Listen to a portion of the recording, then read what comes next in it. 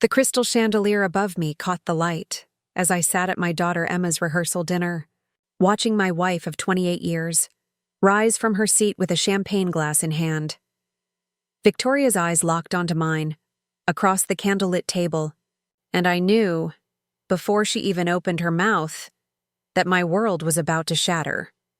"Ladies and gentlemen," she announced, her voice steady and cold as winter rain, "I have something important to share with all of you tonight." The entire room at the Magnolia Grove estate in Savannah, Georgia, fell silent. 50 guests turned toward our family table, their faces illuminated by the soft glow of votives and garden lights streaming through the French doors. My daughter Emma's hand found her new fiancé's arm, her expression shifting from joy to confusion. My sister Catherine dropped her napkin onto her plate with a soft thud. That seemed to echo in the sudden quiet. "Thomas," Victoria continued, and the way she said my name, without warmth, without history, without any trace of the woman I'd shared 3 decades with, made my chest tighten. "This marriage has been over for quite some time. I've been seeing someone else, and tonight seems like the perfect moment to make that official." She gestured toward a man I'd never seen before, someone who'd been introduced earlier as her new colleague from the marketing firm, Daniel something. He was younger than me by at least 15 years, sitting 3 chairs down from my position, wearing an expression that was equal parts smug satisfaction and nervous anticipation. The silence that followed was suffocating. I could hear my own heartbeat thundering in my ears, could feel the eyes of my family, my friends, my daughter's future in-laws, all boring into me like I was some tragic figure in a play I hadn't auditioned for. But Victoria wasn't finished. She reached into her designer clutch, the one I'd bought her for our last anniversary, and pulled out a thick, cream-colored envelope. "Thomas, I think you'll want to read this," she said, sliding it across the white linen tablecloth with a manicured nail. "It explains everything you need to know about our future. Or rather, your future without me." I stared at that envelope, like it was a snake coiled to strike. Every instinct told me to stand up, to walk out, to refuse to play whatever game she'd orchestrated. But something deeper, some need to understand how we'd arrived at this moment, made my hand reach out and take it. The paper was expensive. Heavy stock with an embossed law firm logo I recognized immediately. Harrison and Associates, the most aggressive divorce attorneys in the state. My fingers trembled as I broke the seal and pulled out the documents inside. That's when I saw it.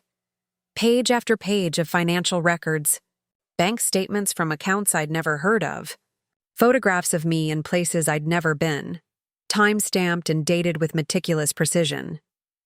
Credit card charges for purchases I'd never made. Hotel receipts with signatures that looked disturbingly like mine, but weren't. Text message transcripts that had been doctored so skillfully that even I almost believed they were real. "What is this?" I managed to say, my voice barely above a whisper. "This is evidence of your affair," Victoria said, her tone almost bored now, like she was discussing the weather instead of destroying my life. "With Jennifer Walsh, your assistant. The affair you've been carrying on for the past 18 months. Jennifer Walsh, my assistant of 5 years, a happily married woman with 3 children who I'd never looked at as anything other than an exceptional employee." The room erupted. My sister Catherine was on her feet immediately, her voice sharp and defensive. Emma's face had gone pale, her eyes wide with shock and disbelief. My brother Marcus was halfway out of his chair, looking between Victoria and me like he was trying to solve an impossible equation. But I couldn't focus on any of them. I was staring at these fabricated documents, at this elaborate fiction Victoria had constructed, and I felt something I'd never experienced before in my entire life. Not anger. Not confusion. Not even heartbreak. What I felt was a cold, crystalline clarity about exactly what was happening and exactly what I needed to do next, because I recognized this strategy. I'd seen it before in my work as a financial forensic accountant. This wasn't just a divorce. This wasn't even just a betrayal. This was a carefully planned financial assassination, designed to strip me of everything I'd built, to paint me as the villain in a story where I was actually the victim, and to leave me with nothing while Victoria walked away with my reputation, my assets, and apparently my daughter's respect, in tatters. Victoria was smiling now. That same confident smile I'd fallen in love with 30 years ago when we were both young professionals trying to make our mark in Atlanta. But there was something else in that smile. Something that told me she'd been planning this for much longer than 18 months. Something that made me realize I'd been living with a stranger for years, without knowing it. I stood up slowly, folding the documents carefully and placing them back in the envelope. 50 pairs of eyes watched my every movement. Emma's voice broke through the silence, small and wounded. "Dad, is it true?" I looked at my daughter, at the young woman who'd been the center of my universe since the moment she was born, and I made a decision that would change everything. "No," I said quietly. "But I'm going to prove that." Victoria's smile faltered, for just a fraction of a second. Just long enough for me to see that she hadn't expected me to fight back. Just long enough for me to understand that she'd underestimated the man she'd been married to for 28 years. Just long enough for me to realize that she'd made one critical, fatal mistake in her perfect plan.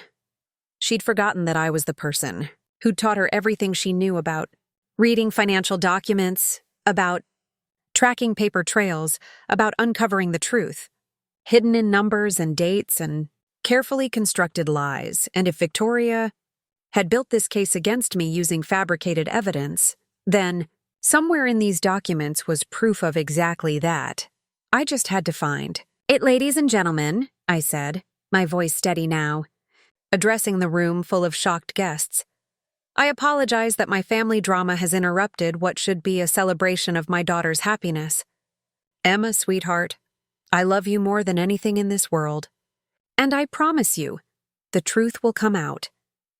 I looked directly at Victoria, at the woman who'd shared my bed and my life for 3 decades, who'd apparently been planning my destruction while I slept beside her every night, trusting her completely. "Victoria, you want a war? You've got one. But you should know something before we begin." I held up the envelope. I wrote the book on forensic accounting. Every fake receipt, every doctored statement, every fabricated piece of evidence in here has a digital fingerprint. And I'm going to find every single one of them. The color drained from her face. So quickly I almost felt sorry for her. Almost. "This dinner is over," I said, setting the envelope down on the table like it was contaminated. "Emma, I'll call you tomorrow. Everyone else, thank you for coming. I'm sorry your evening ended this way." I walked out of the Magnolia Grove estate with my head held high, leaving behind the wreckage of my marriage and the beginning of the most important investigation of my career. Behind me, I could hear Victoria's voice rising, sharp and defensive now, trying to regain control of the narrative she'd so carefully scripted. But it was too late. She'd shown her hand. And now, it was my turn to play. Let me take you back to where this nightmare really began. Because the truth is, I should have seen the signs months before that devastating rehearsal dinner. I was sitting in my home office in our house in the Buckhead neighborhood of Atlanta, reviewing quarterly reports for the firm I'd built from nothing over the past 15 years. Thomas Brennan Financial Forensics. We specialized in uncovering financial fraud, tracking hidden assets in divorce cases, and testifying as expert witnesses in white-collar crime trials. The irony of what was about to happen to me wasn't lost on anyone who knew me. It was a Thursday evening in March, about 8 months before Emma's engagement party, when I noticed the first irregularity. Victoria had asked me to review her mother's estate documents, claiming she was worried about some inconsistencies in the trust fund distributions. I'd agreed immediately, because that's what husbands do. They help their wives navigate complicated family financial matters. The documents seemed straightforward at first. Standard trust language, beneficiary designations, asset schedules. But then I noticed something odd. There were bank statements attached to the file that didn't match the trust's official records. Small discrepancies, a few $1,000s here and there. The kind of thing most people would overlook. But I'd spent 20 years training myself to never overlook anything. When I asked Victoria about it the next morning over coffee, she'd laughed it off. "Oh, that's just Mother being disorganized," she'd said, not quite meeting my eyes. "You know how she is with paperwork. Different accounts, different statements. It all balances out in the end." I'd accepted that explanation because I trusted her. Because in 28 years of marriage, Victoria had never given me a single reason to doubt her integrity. Because I was a fool who confused professional expertise with personal wisdom. The second sign came 2 months later when I was cleaning out the garage and found a box of old cell phone records that Victoria had apparently forgotten to shred. We'd switched carriers the year before, and these were billing statements from our previous service. Just routine monthly charges that should have gone straight into the recycling, but something made me look closer. There were hundreds of text messages to a number I didn't recognize. Thousands of minutes of calls to that same number, many of them happening during work hours, some late at night when I'd thought Victoria was asleep beside me. The pattern went back almost 2 years. I confronted her that evening, holding the statements in my hand, trying to keep my voice calm and reasonable. "Victoria, who is this number?" "You've been in contact with them constantly for the past 2 years. She'd barely glanced at the papers. "That's Rachel from the office," she'd said, referring to her assistant at the marketing firm. "We talk constantly about campaigns and client meetings. You know how demanding my job is, Thomas. I'm surprised you're tracking my phone calls now. That seems a bit controlling, don't you think?" The way she'd turned it around on me, making me feel guilty for asking a legitimate question, should have been my third warning sign. But I'd apologized. Actually apologized for questioning her, for invading her privacy, for being the suspicious husband instead of the supportive partner. That's how good she was at manipulation. That's how completely she'd conditioned me over the years to doubt myself, instead of doubting her. The third sign was the one that finally woke me up, and it came just 6 weeks before Emma's engagement party. I'd been working late at the office, finishing up a deposition for a fraud case, when I realized I'd left my briefcase at home. The briefcase contained documents I needed for the next morning's testimony. So I drove back to our house around 11 at night, expecting to find Victoria already asleep. Instead, I found our bedroom empty and her car missing from the garage. I called her cell phone 3 times. No answer. I waited an hour, then 2, my mind racing through possibilities. An emergency with her mother. A late meeting that ran over. Some perfectly innocent explanation. Victoria finally walked through the door at 1:30 in the morning, and the first thing I noticed was that she'd changed clothes. She'd left the house that morning wearing a navy business suit. She was coming home in jeans and a sweater I'd never seen before. "Where have you been?" I'd asked, and I heard the edge in my own voice, the suspicion I could no longer hide. "Working," she'd said flatly. "We had a client crisis. I told you about it this morning, but you were distracted with your case. As usual, she told me no such thing. I would have remembered. I remembered everything because my job required perfect recall of details. But when I opened my mouth to say that, to push back against her lie, she'd cut me off. "I'm exhausted, Thomas. Can we not do this tonight? Some of us have to work with people instead of just numbers." She'd walked past me into the bathroom and closed the door with a finality that ended the conversation. That night, lying in bed listening to Victoria's steady breathing beside me, I'd made a decision. I was going to do what I did best. I was going to investigate, not because I wanted to find evidence of betrayal, but because I needed to prove to myself that I was wrong, that my suspicions were unfounded, that my marriage was solid and my wife was faithful. I wanted to be wrong more than I'd wanted anything in years, but I wasn't wrong. The next morning, I started digging. I began with her credit card statements, the joint account we used for household expenses. Victoria had always been in charge of paying our bills, claiming she was better organized, that I was too busy with my practice to worry about mundane financial management. I'd agreed because it seemed reasonable, because division of labor in a marriage made sense, because I'd trusted her completely.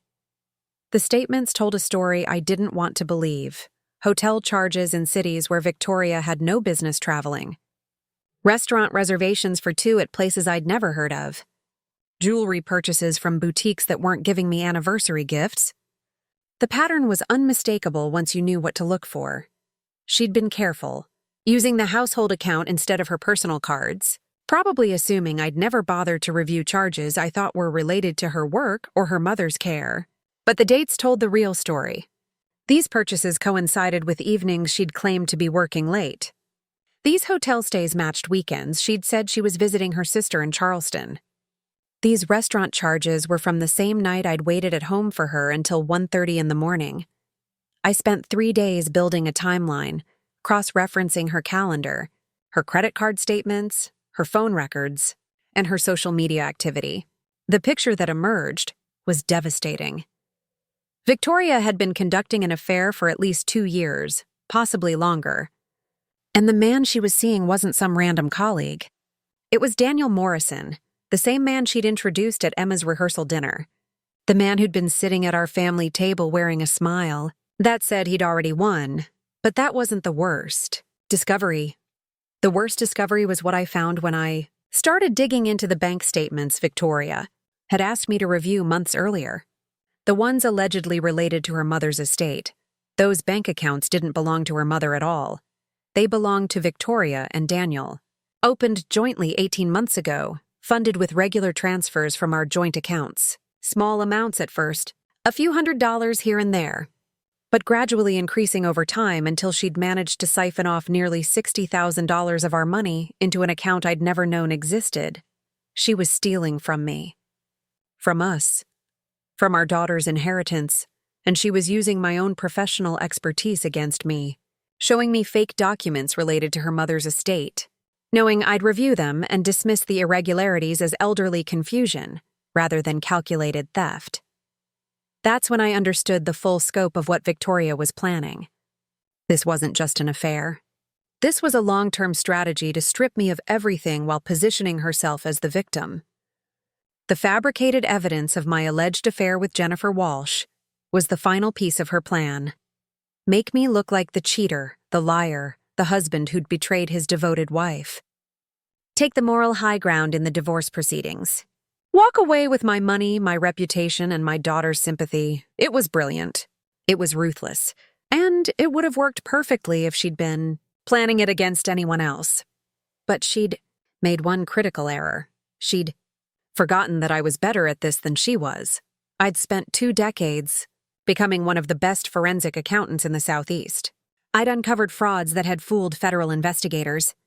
I'd traced money through shell corporations in 3 different countries. I'd testified in cases that had sent people to prison for elaborate financial schemes. And my wife thought she could outsmart me with some fabricated credit card statements and a few doctored photographs.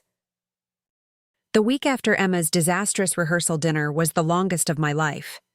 My daughter wasn't speaking to me. She'd sent a single text message the morning after Victoria's announcement. I need time to process this. Please don't contact me. Those 8 words broke something in me that I didn't know could break. I'd built my entire adult life around being a good father, around giving Emma every advantage, every opportunity, every ounce of love and support I could provide. And now she believed I'd betrayed her mother, that I'd been carrying on an affair with my assistant, that everything she'd thought she knew about our family was a lie. I wanted to call her 100 times that week, to explain, to defend myself, to beg her to listen to my side of the story, but I didn't, because I knew that words without proof would sound exactly like what Victoria wanted them to sound like, desperate denials from a guilty man. So instead, I did what I do best. I gathered evidence. My law school friend Marcus Chen ran a digital forensics company in San Francisco. We'd collaborated on several cases over the years, and I trusted him with information I wouldn't share with anyone else. I overnight shipped him copies of all the fabricated documents Victoria had presented at the rehearsal dinner, along with my own analysis of where I thought the forgeries existed. Thomas, Marcus said when he called me 3 days later. "This is some of the most sophisticated document manipulation I've seen outside of state-sponsored fraud cases. Whoever created these knew what they were doing." My stomach dropped. "Can you prove they're fake?" "Absolutely," Marcus said, and I heard the satisfaction in his voice. That's the beautiful thing about digital forensics. Every manipulation leaves a signature. Every edit creates metadata that can't be completely erased. Every fabricated transaction has inconsistencies that don't match legitimate banking systems. Give me another week, and I'll have a report that will hold up in any court in the country. While Marcus worked on proving the documents were fabricated, I started building my own case. I subpoenaed Jennifer Walsh's phone records with her permission, proving that we'd exchanged exactly 47 text messages in the past 18 months, all of them related to work. I gathered security footage from my office building showing that I'd never been alone with Jennifer outside of normal business hours. I documented every single hotel charge Victoria claimed I'd made, then proved I'd been in completely different cities on those dates, often testifying in court or meeting with clients.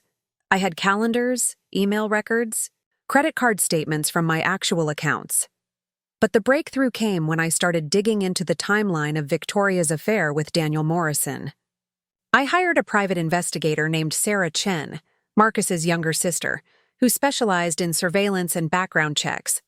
Sarah spent 2 weeks documenting every aspect of Victoria and Daniel's relationship, and what she uncovered was stunning. They hadn't been together for 2 years. They'd been together for 5. Daniel Morrison wasn't a colleague Victoria had met at her marketing firm. He was her college boyfriend from 30 years ago, the man she'd dated before she met me.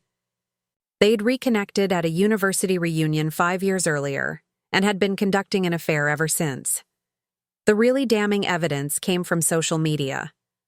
Sarah found an Instagram account Daniel had created under a pseudonym where he'd been documenting their relationship with photographs and captions that left no doubt about how long this had been going on. Pictures of them together at restaurants with dates going back years, weekend trips to mountain cabins and beach resorts, comments about building a future together, and finally getting to live the life we should have had. But the most damaging evidence was something Daniel had posted 18 months earlier. A photograph of Victoria sleeping in what was clearly a hotel room, with a caption that made my blood run cold. "One step closer to freedom. The plan is working perfectly. Just a little longer and we can stop hiding. The plan is working perfectly." Victoria hadn't decided to divorce me on a whim. She'd been planning this for at least 18 months, probably longer. The fabricated affair evidence, the stolen money, the strategic timing of her announcement at Emma's rehearsal dinner, all of it had been calculated to achieve maximum destruction while positioning herself as the wronged wife. I printed every piece of evidence Sarah uncovered. I compiled every report Marcus sent me proving the documents were forged. I built a case so airtight that no attorney in the country could poke holes in it, and then I waited for Victoria to make her next move. It came exactly 2 weeks after the rehearsal dinner. Delivered by a process server to my office on a Tuesday morning. Divorce papers just as I'd expected. But these weren't ordinary divorce papers. Victoria was claiming adultery, emotional abuse, financial control, and alienation of affection. She was seeking full custody of our non-existent minor children. Oh wait, Emma was 26 years old and married, so that part made no sense. She was demanding 70% of our marital assets, claiming she'd sacrificed her career to support mine. She wanted alimony of $15,000 a month for the rest of her life.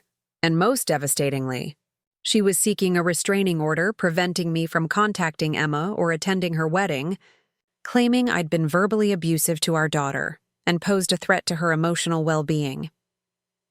I sat in my office reading those papers, feeling a rage so pure and focused that it actually calmed me down. Because Victoria had just given me exactly what I needed. She'd put her lies in writing, under oath, in legal documents that would be subject to discovery and cross-examination. She'd committed to a story that I could systematically dismantle, piece by piece. I called my attorney, James Richardson, a divorce specialist I'd worked with on several forensic cases. "James," I said, I need you to file a response to Victoria's petition, and I need you to include every piece of evidence we've gathered about her affair, her financial theft, and her document fabrication. I want Discovery to focus on her phone records, her email accounts, her credit card statements, and her social media activity. And I want Daniel Morrison's financial records subpoenaed as a third party to the marriage. There was a pause on the line. Thomas, are you sure you want to go this route? This is going to get ugly. It's already ugly, I said. But I'm not going to let her destroy my relationship with my daughter based on lies. I'm not going to let her walk away with money she stole from our family. And I'm not going to let her ruin my reputation with fabricated evidence. So yes, I'm sure. The next morning, James filed our response along with a counter-petition that included a 200-page evidence brief documenting every aspect of Victoria's affair and her elaborate fraud. We also filed a motion to compel Victoria to produce her phone records, her email accounts, and her financial statements going back 5 years. The reaction was swift and predictable. Victoria's attorney called James within an hour, his voice tight with barely controlled panic. What exactly is your client trying to accomplish here? These allegations are serious. If they're false, you're looking at sanctions. They're not false, James replied calmly. Every allegation is supported by documentary evidence, digital forensics, and eyewitness testimony. Your client fabricated evidence of an affair, stole $60,000 from marital accounts, and has been conducting her own affair for 5 years. I suggest you review the evidence brief before you threaten sanctions. That afternoon, I got a call from Emma. Her voice was shaky, confused, no longer certain. Dad, what's going on? Mom's attorney called me asking questions about your relationship with Jennifer Walsh. And now Mom's saying you're making up lies about her to avoid taking responsibility for your affair. I took a deep breath. Emma, I know what your mother showed you at the rehearsal dinner. I know it looked damning, but I need you to trust me enough to look at the evidence I've gathered. Not because I'm your father, but because the evidence speaks for itself. Your mother has been lying to both of us for a very long time. I don't understand, Emma said, and I could hear tears in her voice. Why would she do this? I don't know, sweetheart, but I promise you, I'm going to prove the truth. And when I do, you'll understand everything. The deposition took place 6 weeks later, in a conference room at James Richardson's law firm in downtown Atlanta. Victoria sat across the table from me, flanked by her attorney, Robert Pierce, wearing a cream-colored suit that made her look like the innocent victim she was pretending to be. Daniel Morrison sat in the corner of the room, subpoenaed as a witness, looking significantly less confident than he had at Emma's rehearsal dinner. Emma was there too, sitting in the back of the room, at my invitation. I'd told her she didn't have to come, that this would be difficult to watch. But she'd insisted, saying she needed to hear the truth directly, not filtered through attorneys or emotional phone calls. James Richardson opened his briefcase and pulled out a stack of documents 6 inches thick. Mrs. Brennan, he began, his voice professionally neutral, I'd like to start by discussing the evidence you presented at your daughter's rehearsal dinner. Specifically, the bank statements and credit card receipts showing your husband's alleged affair with Jennifer Walsh. Victoria lifted her chin slightly, her expression confident. Those documents speak for themselves, she said. They show a pattern of deception and betrayal spanning 18 months. Indeed they do, James agreed. Let's look at Exhibit 1. This is a hotel receipt from the Riverside Inn in Charleston, dated March 15th of last year. According to your evidence, this shows your husband checking in with Ms. Walsh for a weekend stay. Is that correct? Yes, Victoria said. James pulled out another document. This is security footage timestamp from the Fulton County Courthouse, showing your husband entering the building at 8 a.m. that morning to provide expert testimony in a fraud trial. This is the court transcript, showing he was on the witness stand from 9 a.m. until 4 p.m. And this is a dinner receipt from a restaurant in Atlanta that same evening, showing your husband dining with opposing counsel to discuss settlement terms. So how exactly Was he simultaneously in Charleston checking into a hotel? Victoria's confident expression flickered. He must have driven there after dinner. It's a 4-hour drive, James said, and the hotel check-in timestamp on your document says 3 p.m. Would you like to revise your statement? Robert Pierce interrupted. My client may have been mistaken about the specific date. The pattern of behavior is what matters. I agree, James said calmly. So let's talk about patterns. Mrs. Brennan, did you create these documents yourself? Or did someone help you? I did not create anything, Victoria said sharply. Those are legitimate records I obtained through a private investigator. Interesting, James replied. Can you provide the name of this private investigator? Silence. Mrs. Brennan?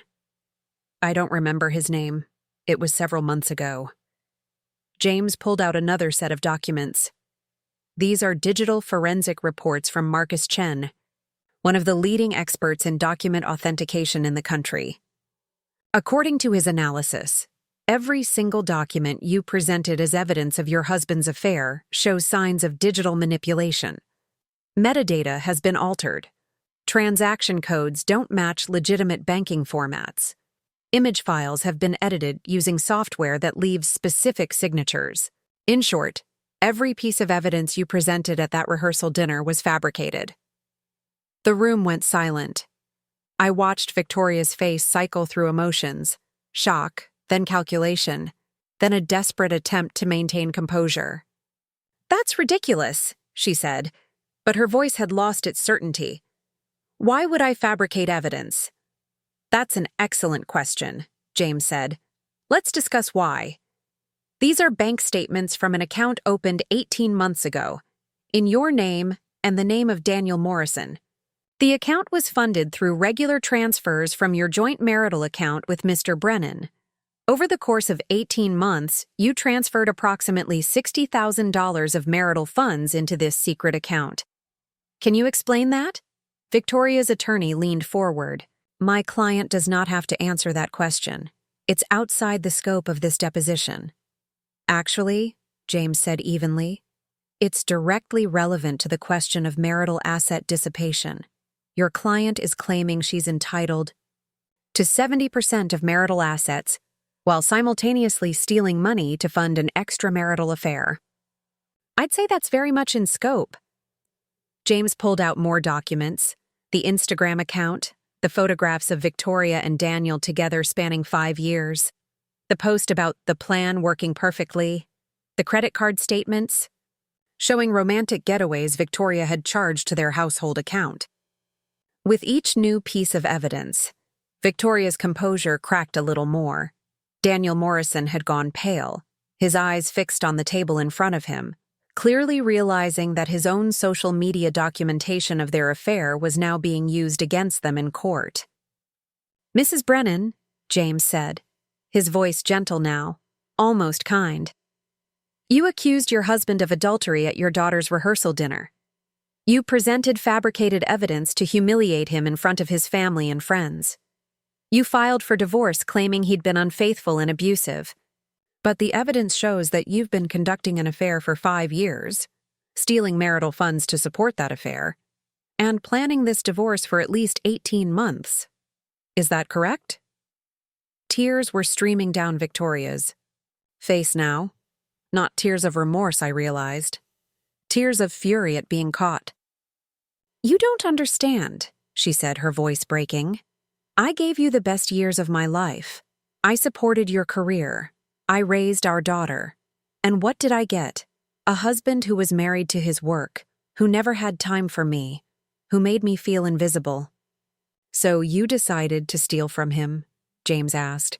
To fabricate evidence of an affair he never had? To destroy his relationship with his daughter? I wanted what I deserved, Victoria said. I wanted to be free. Then you should have filed for divorce honestly, James replied. Instead, you chose to commit fraud, theft, and character assassination, and now you're going to face the consequences. Emma stood up from her seat in the back of the room, her face wet with tears, but her voice steady. Mom, How could you? How could you lie about Dad like that? How could you make me believe he'd betrayed you, when you were the one betraying all of us?" Victoria turned to look at our daughter, and for the first time since this nightmare began, I saw genuine emotion cross her face. Regret, maybe, or just shame at being exposed. "Emma, sweetheart, you have to understand. Your father and we grew apart. I needed something more." "So you made me think my father was a cheater?" Emma's voice rose. "You ruined his reputation? You stole from our family? All because you needed something more?" "Emma," Victoria started. "No," Emma said. "I don't want to hear it. I don't want to hear any more lies. I'm done." She walked out of the conference room, and I followed her, leaving Victoria and her attorney to deal with the wreckage of her deception. Outside, in the hallway of James's law firm, I found Emma leaning against the wall, her shoulders shaking with sobs. "I'm sorry, Dad," she said when she saw me. "I'm so sorry I believed her. I should have known you'd never do something like that." I pulled my daughter into my arms and held her while she cried. "You had no reason not to believe her," I said softly. "She's your mother. You trusted her. That's not your fault." "But I should have trusted you too," Emma said. "I should have asked questions. I should have listened." "You're listening now," I told her. "That's what matters." The final divorce hearing was not the dramatic courtroom battle Victoria had likely envisioned. It was a swift, clinical, and utterly devastating procedural execution. Faced with the mountain of evidence we had assembled, the digital forensics report from Marcus, the photographic timeline from Sarah Chen, the testimony from a relieved and furious Jennifer Walsh, and the damning social media posts from Daniel Morrison himself, her attorney had little room to maneuver. Robert Pierce approached James Richardson the morning of the hearing. The deal he offered was a complete and total surrender. Victoria would drop all claims of adultery and emotional abuse. She would acknowledge the $60,000 transferred to the joint account with Daniel as dissipated marital assets to be deducted from her share.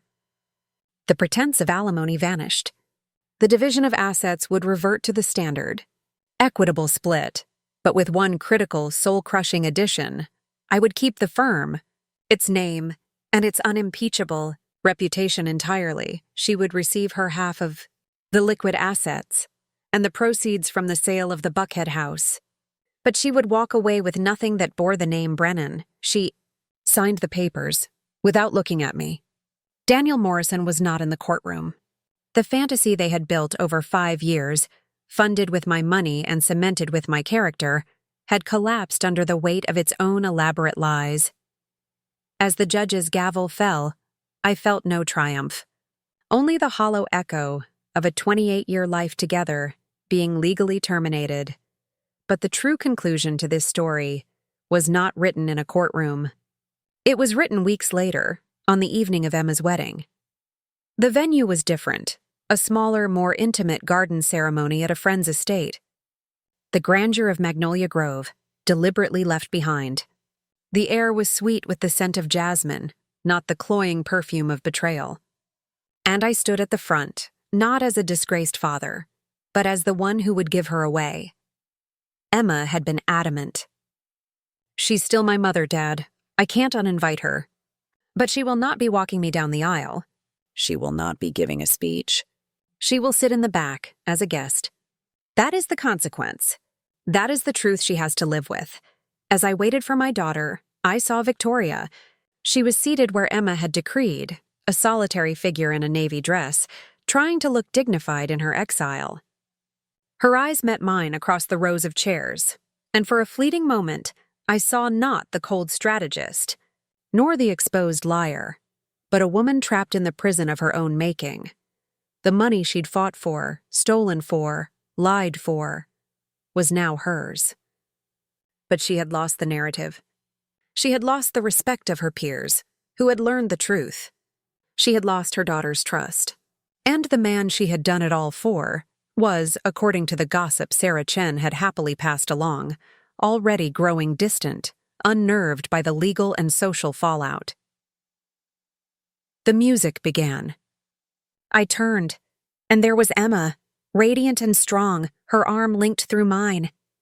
There were no whispers, no pitying glances, only the genuine joy of those who knew the truth and were here to celebrate the love that had endured its attempted destruction. "Ready, Dad?" she whispered, her eyes shining. "I've never been more ready for anything," I said, and I meant it. Later, at the reception, I did something I hadn't planned. When the time came for family speeches, I stood. I spoke of Emma's courage, her kindness, her fierce loyalty. I welcomed her new husband into our family with genuine warmth. And then, I paused, looking out at the room, my gaze briefly touching Victoria's corner. "A wise man learns from his experiences," I said, my voice clear and steady. "And my recent experience has taught me that the most important forensic analysis isn't of documents or bank records. It's an analysis of the heart. It's about tracing the source of real love and authentic connection. I am richer tonight than I have ever been, not because of any financial outcome, but because I stand here with my daughter, in the light of the truth, surrounded by the people who matter. That is a balance sheet that can never be falsified." The applause was not just polite, it was heartfelt. A collective release of the tension that had gripped our world for months. Emma hugged me, and in her embrace was the final, absolute vindication. I never spoke to Victoria again. The war was over. I had won the things that were worth winning: my name, my work, and most profoundly, my daughter. Months later, a single heavy envelope arrived at my office. It was from Emma. Inside was not a letter, but a photograph from the wedding. It was a candid shot of the two of us dancing, our foreheads touching, laughing with a joy that was both hard-won and unbreakable. She had scrawled 2 words on the back: "Case closed." I had it framed and placed it on my desk, next to my computer. It serves as a daily reminder, not of the betrayal, or the fight, or the exquisite satisfaction of forensic victory, but of the one piece of evidence that Victoria, in all her meticulous planning, could never fabricate, never steal, and never destroy the truth of a father's love. And in the end, that was the only evidence that ever really mattered.